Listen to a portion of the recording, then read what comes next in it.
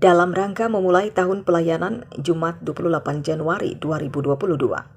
Persekutuan Oikumene Kantor Kementerian Hukum dan HAM RI Perwakilan Provinsi Papua menggelar ibadah di Kantor Kementerian Hukum dan HAM RI Perwakilan Provinsi Papua UPTD, Rumah Penyimpanan Benda Sitaan Negara Kelas 2 Jayapura. Dalam ibadah tersebut dirangkaikan dengan pengukuhan dan pelantikan Badan Pengurus Persekutuan Oikumene Kantor Kementerian Hukum dan HAM RI Perwakilan Provinsi Papua. Dalam nama Bapa, Anak, Tuhan Yesus Kristus, pada hari ini Jumat tanggal 28 Januari tahun 2022 bertempat di kantor Rubasan kelas 1 Jayapura. Saya selaku Kepala Kantor Wilayah Kementerian Hukum dan Hak Asasi Manusia Papua melantik dan mengukuhkan pengurus persekutuan Oikumene Kantor Wilayah Kementerian Hukum dan HAM Papua periode 2022-2024. Kiranya Tuhan Yesus Kristus yang mempunyai pekerjaan ini senantiasa memberkati saudara-saudari dalam melakukan pekerjaan dan pelayanan di ladangnya. Amin.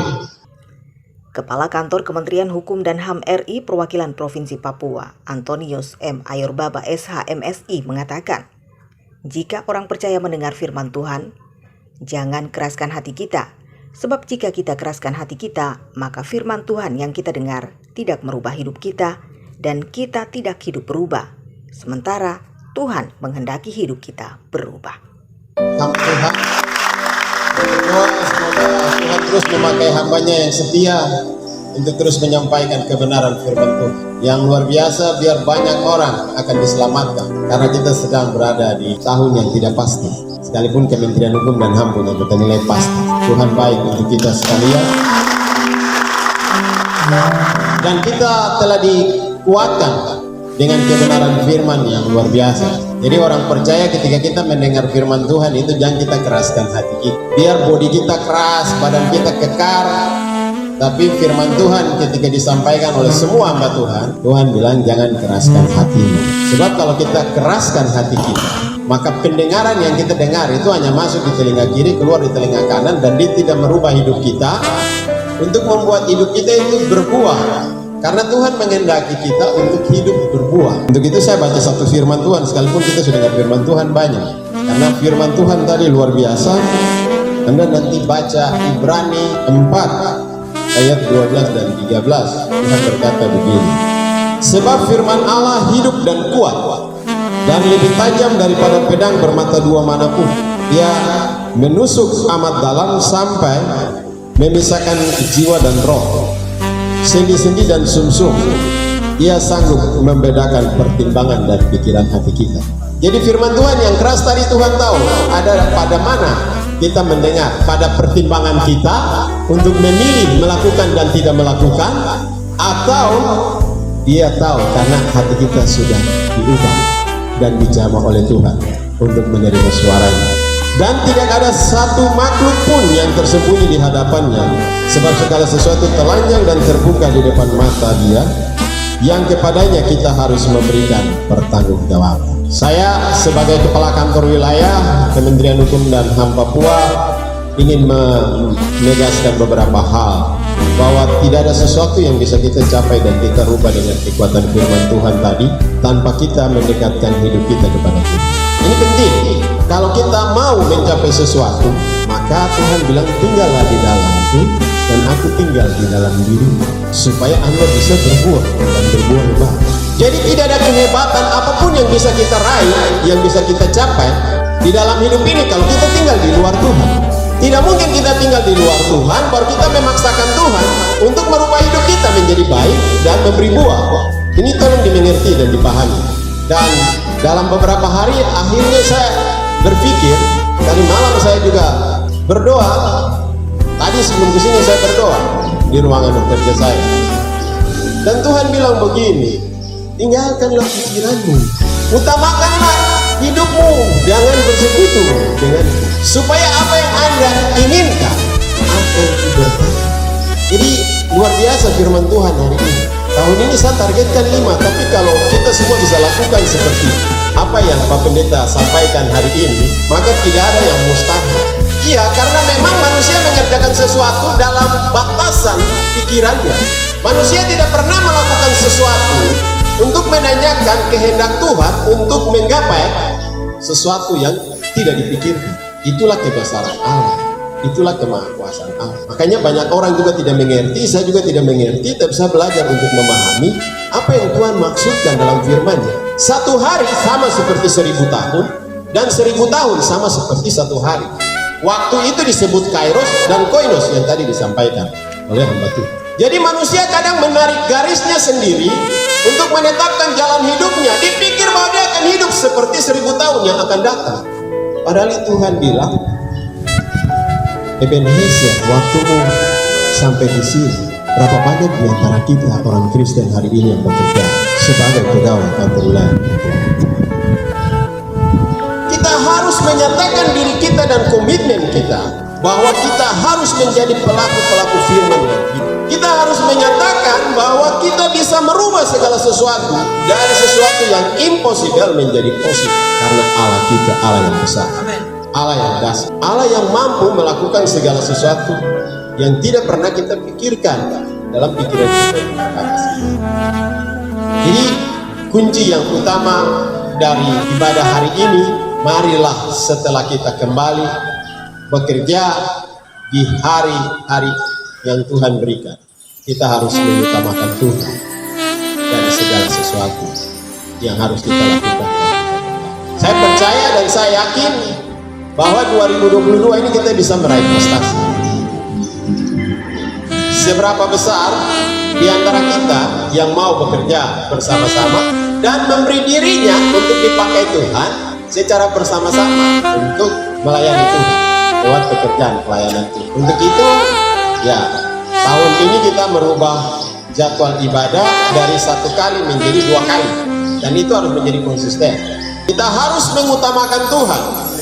Kita yang mengatur hidup ini dalam kewenangan kita. Kalau kita sudah menetapkan waktu ini kita beribadah, hentikan yang lain, kita ibadah. Nanti pekerjaan kita lakukan kita lakukan, supaya hidup kita berkah.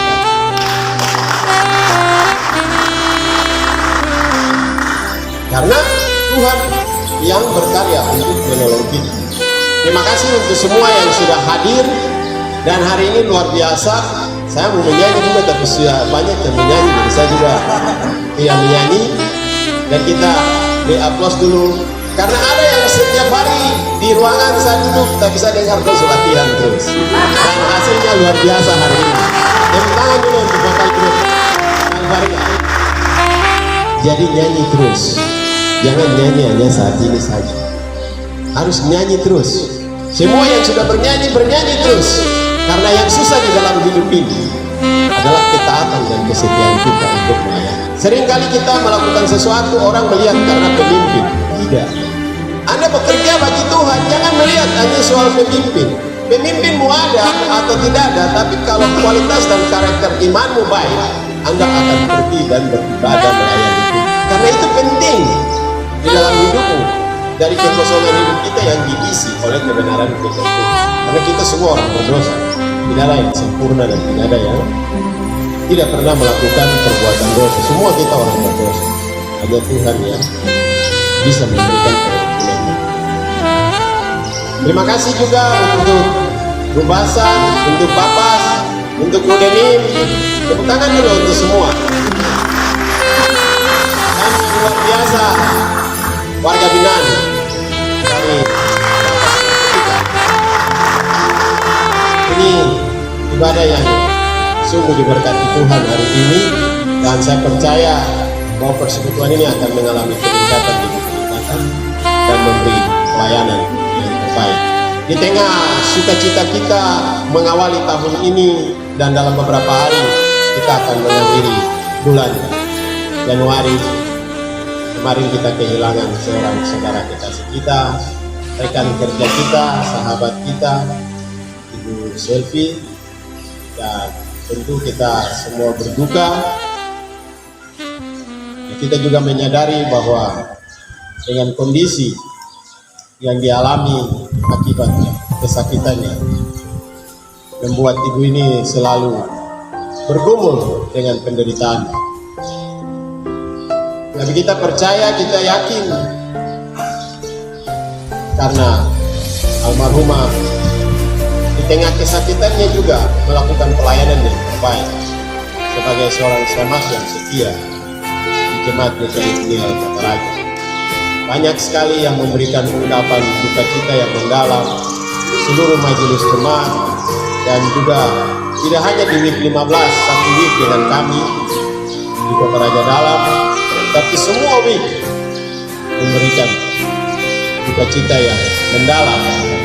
Itulah hidup yang ditetapkan dan ditentukan oleh Tuhan.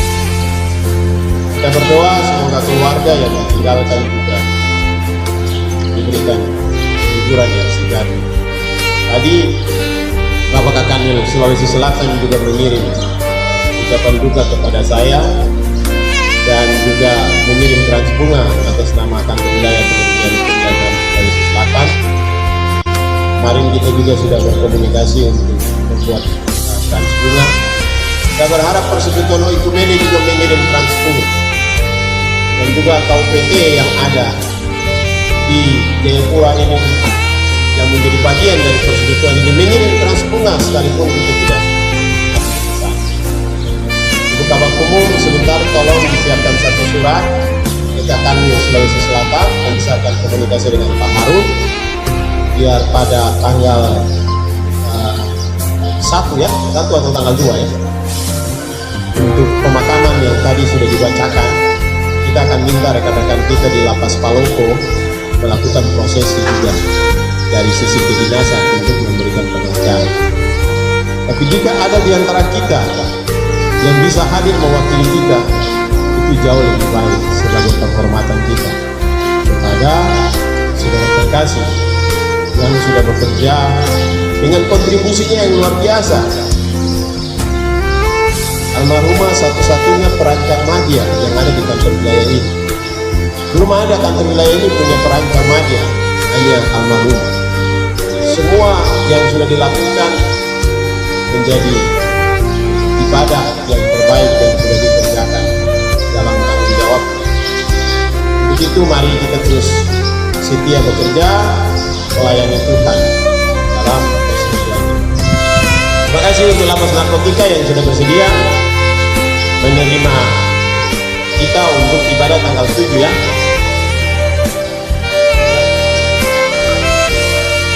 Oh, tanggal 8 ke Kanwil. Tanggal 8 itu hari apa? Hari Selasa, oke. Karena hari Senin ada apel bersama ya. Oke, berarti tanggal 8 di Kanwil ya. Tanggal